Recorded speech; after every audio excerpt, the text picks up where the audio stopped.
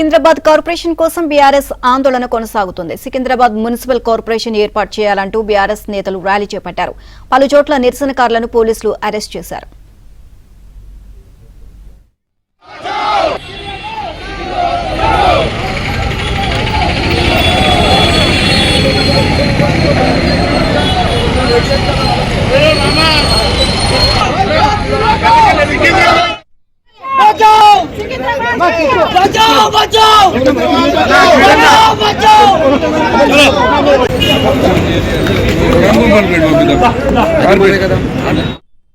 Secunderabad corporation కోసం BRS ఆందోళన కొనసాగుతుంది. సికింద్రాబాద్ మున్సిపల్ కార్పొరేషన్ ఏర్పాటు చేయాలంటూ బీఆర్ఎస్ నేతలు ర్యాలీ చేపట్టారు. పలు చోట్ల నిరసనకారులను పోలీసులు అరెస్ట్ చేశారు. ఇదే అంశానికి సంబంధించి మరిన్ని అప్డేట్స్ మా కరెస్పాండెంట్ నుమాన్ అడిగి తెలుసుకుందాం. నుమాన్, బీఆర్ఎస్ నేతల ఆందోళనకు సంబంధించి పూర్తి అప్డేట్స్ ఏంటి?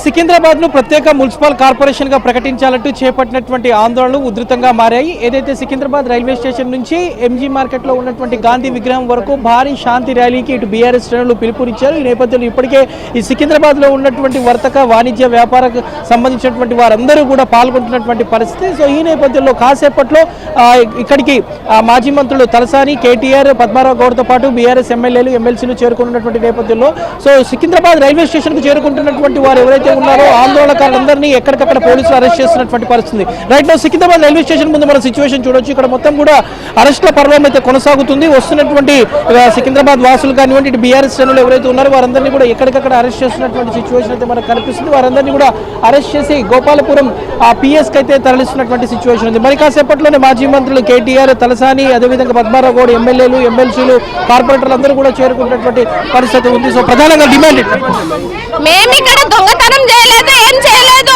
మా సికింద్రాబాద్ కి ఒక పురాతనమైన చరిత్ర, ముందు నుంచి పెద్ద చరిత్ర మా సికింద్రాబాద్. ఆ సికింద్రాబాద్ ని తీసేయాలి, కార్పొరేషన్ ని తీసేయాలి అని చెప్పి అనుకోవడం ఎంత మాత్రం కరెక్ట్. ఇప్పుడు నువ్వు వచ్చింది నా 5 సంవత్సరాలు కూడా కాలే, 2 సంవత్సరాలలోనే నువ్వు ఎన్ని కుట్రలు చేస్తున్నావు. పేర్లన్నీ మార్చేస్తా అంటావు, కార్పొరేషన్లన్నీ వేరే దాంట్లో కలుపుతా అంటావు.